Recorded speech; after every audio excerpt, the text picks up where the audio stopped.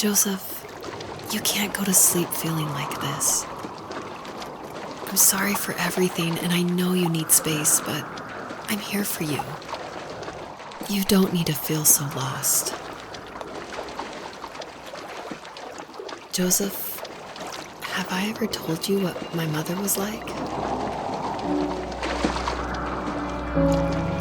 You know what it's like not to have a mom at home, and you know how hard that made my childhood. What helped me was watching the birds in the morning before the school bus came. I thought that my mother was one of those birds, and it made me want to be free like her. My mom taught me how to fold origami cranes while she was in the hospital, so I told myself I would fold one every day until I could fly myself. I think we both have always loved animals, and for me that love started with a dog.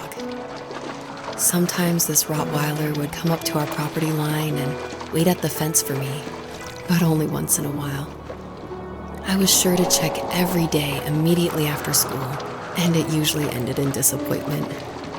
I would even steal money from my passed-out dad just so I could buy these off-brand dog biscuits. Even when she did stop by, she never went beyond the fence. Why was she so scared? I think my dad was the opposite of your dad in almost every way, except he was in the military as well. He coped with alcohol of every kind.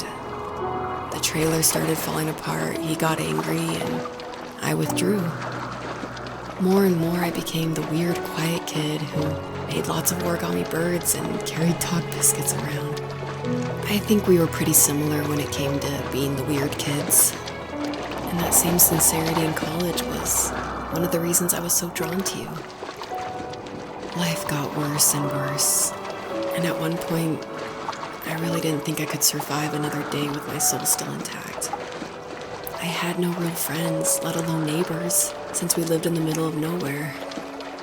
I should have talked to my teacher, but I was scared what he would do if he found out.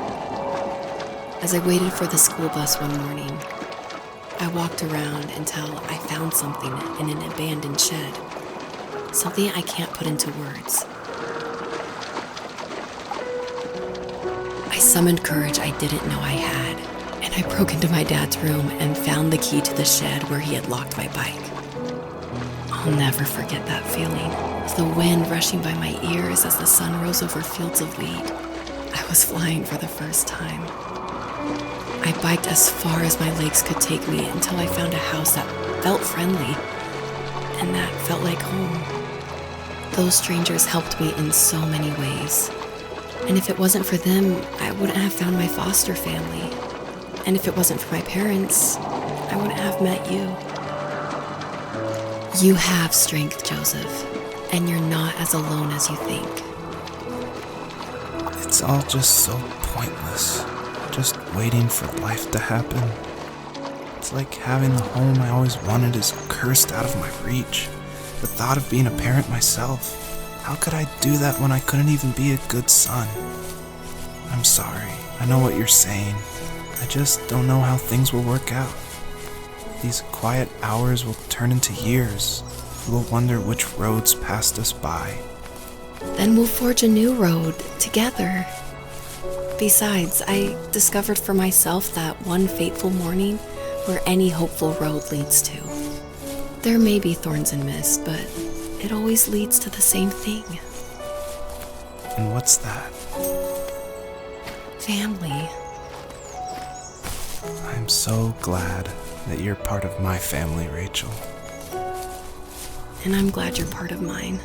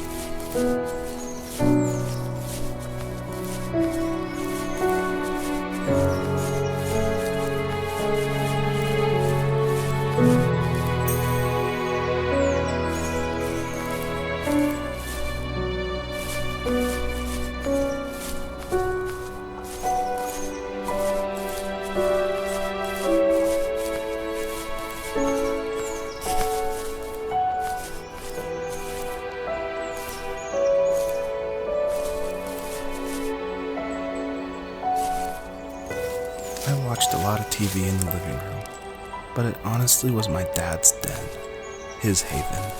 He hung sketches of animals on the walls, along with a pair of caribou antlers. He never really hunted, so he must have found them in the woods. It wasn't a trophy for a kill he made, but a reminder that after we've died and left this earth, we're still remembered by the most unlikely of individuals.